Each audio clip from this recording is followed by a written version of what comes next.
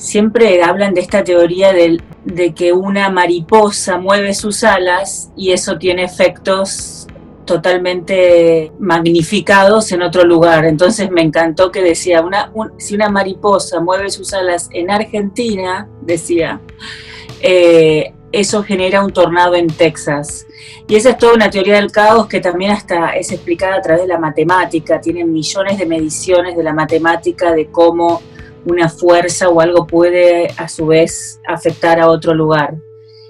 Esto porque pensaba como en el hábitat, como en el medio ambiente, como que todo el tiempo estamos midiendo y observando también sus fisuras y pensaba que cómo se relaciona esto con la pintura o con el arte, y que en realidad a mí me interesa el arte que muestra las fisuras, o sea, como que me parece que aparte la pintura en tanto una materia, un material, tiene la capacidad de convertirse para mí en un hábitat, porque con los gestos y con la propia materialidad empieza a suceder ahí adentro algo que tiene vida propia. Our habits and our habitat. But how would you address? Los artistas nos dedicamos a mostrar el caos y el quiebre, también porque está bueno que el arte tenga cierto tono de resistencia y de denuncia siempre, me parece. Más allá del texto de la obra, hay todo un espíritu que denuncia o muestra los cracks del mundo en el que vivimos. Pinto pensando mucho en el caos y en el desorden, porque me parece que también es una manera, el desorden, de sacarse de encima los clichés. O sea, como que si uno primero empieza desorganizando la cuestión, es como una manera de limpiar, como para poder llegar hasta algo más profundo.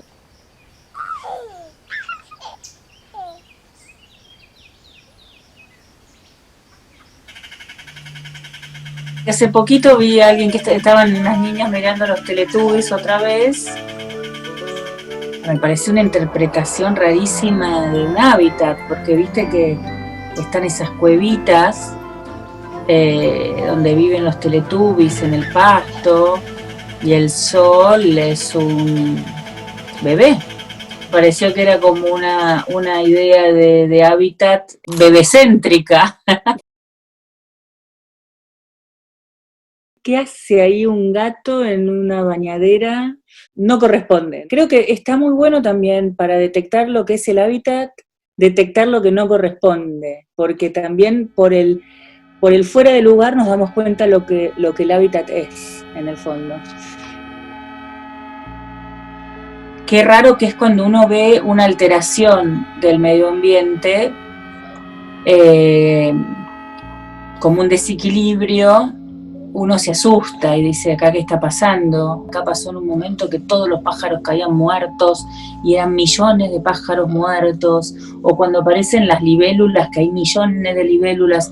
También pensaba en lo opuesto a eso, como cuando viene la primavera, el 21 de septiembre nos vuelve feliz, como la tranquilidad que nos da que al invierno le sucede a la primavera, y a la primavera le sucede al verano, y al verano cuando se caen las hojas decís, ah bueno, este pattern nos da mucha tranquilidad.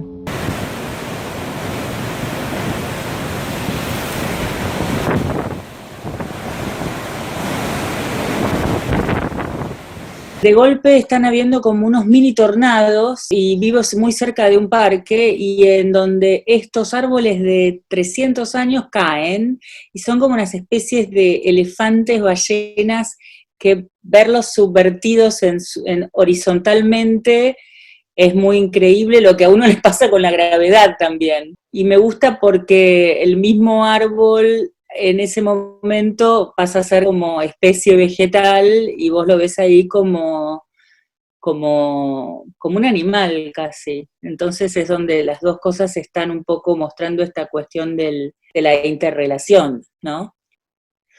Bueno, y el árbol tiró el farol. las casitas de los gatos abajo de un acoplado de un camión. Para mí ahí hay montones de definiciones de nuestro hábitat. Un tráiler de un camión es como la vida de la ciudad y los medios de transporte que traen lo que necesita la ciudad, abandonado, digamos, ya como un fósil, al lado de una piedra que capaz es de una cantera del lugar, y el hombre armando casas para gatos que ya no están en la casa y que están en la calle y que son animales domésticos.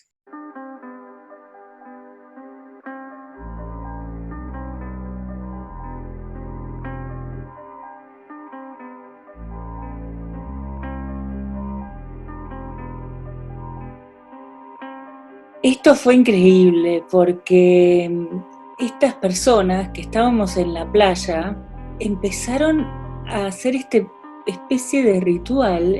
Eran como un grupo grande y todos querían hacer este cruce con los hijos hasta la isla, y pensé que tenía que ver con algo medio milenario. Lo llevaban en la sangre, por decirlo de alguna manera. Acá es como que donde la cuestión del hábitat debe también relacionarse con el instinto, supongo, o con la memoria.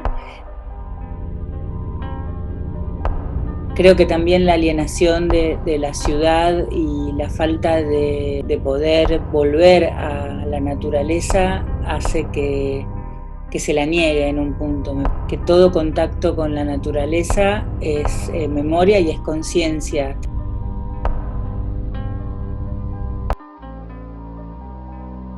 Y en este momento en especial creo que los artistas estamos pensando mucho en lo sustentable, en cuidar nuestro medio ambiente. Y es re gracioso porque cuando hice mi primera muestra en un lugar que se llamaba Espacio Quieso, vino un grupo de alemanes, me acuerdo, y había hecho una instalación con pasto en vivo, y había hecho todos paisajes con cierta geometría. Y estos alemanes vinieron y me preguntaron, ¿vos sos ecologista? Y yo decía, ¿qué me dicen si yo soy ecologista? Y muchos años después puedo decir que creo que sí que soy ecologista.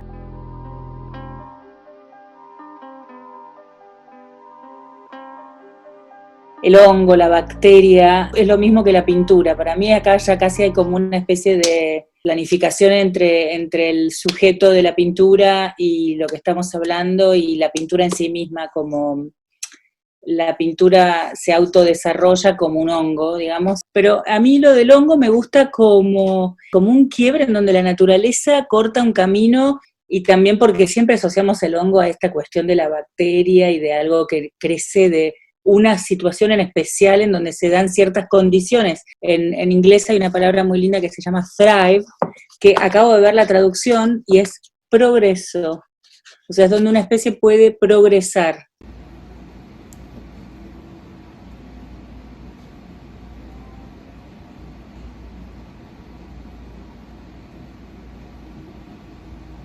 Más allá de que yo pinte los interiores o que reflexione sobre la poética del espacio, más que nada, aislando bien el tema del hábitat, una de las condiciones que tienen que ser dadas para que un sistema sea bueno para una especie, da la posibilidad de techo, de refugio.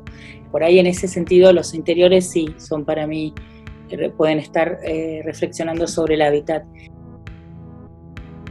El tema del techo para mí tiene que ver con el tema de cuál es el mínimo de objetos que te hacen una casa. Cuando uno viaja mucho, por ejemplo, yo con una frazada y mi cajita donde guardaba mis cosas, yo ya me armaba mi casa. Y por ahí las pinturas estas tenían ese fetichismo, digamos, como una lámpara, un sillón y un almohadón hacen una casa.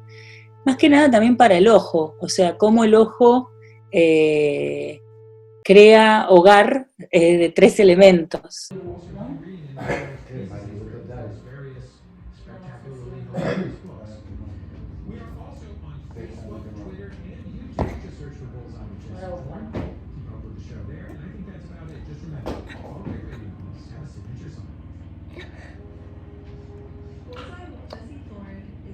pensaba en Ponyo, de cierta manera es como si fuera nuestra mitología contemporánea, pensaba. En este lugar en donde nosotros consumimos por ahí como parte de nuestra cultura estos dibujos japoneses que nos hablan de la relación con la naturaleza y nos podemos relacionar completamente, está todo eso, ese hecho está hablando del hábitat, que en un punto también se relacionaba con la mitología griega, que siempre en un punto está hablando del orden de la naturaleza y de lo que hay que hacer, de lo que no hay que hacer, y cómo se enoja el mar y los elementos.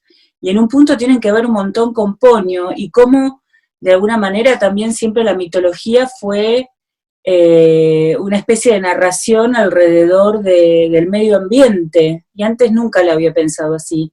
Lo pensaba como una especie de religión alternativa, como una idea de Dios, eh, pero ahora pensando en concreto en este tema, me di cuenta cómo se relacionaba la mitología capaz con Ponyo. De vuelta a Tormenta, en el fondo de casa. Este fondo es bastante increíble porque lo veo variar, digamos, en cuanto a observar a mi entorno. En invierno está todo lleno de nieve y parece como un paisaje japonés, y en verano es como medio tropical, y estas tormentas veraniegas con los huracanes que vienen del sur y que llega un coletazo. eh, y en el medio mi pequeña agricultura, porque eso es toda una planta de zapallo, y yo tratando de dominar este pedacito de tierra que tengo ahí atrás. Es como el arte en el fondo, es como que cuando viene esa parte del año yo ya mucho más no puedo hacer, me empiezo a dialogar con este afuera y no, y no me importa mucho pintar, me toma por completo el observar todo lo que va pasando en este pedacito de terreno que tengo. Y realmente el tiempo se me pasa como si estuviera pintando.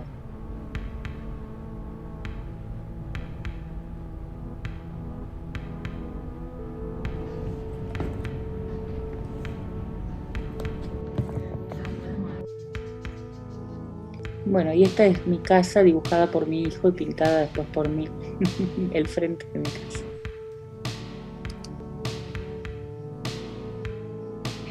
De mi casa arriba de mi sillón.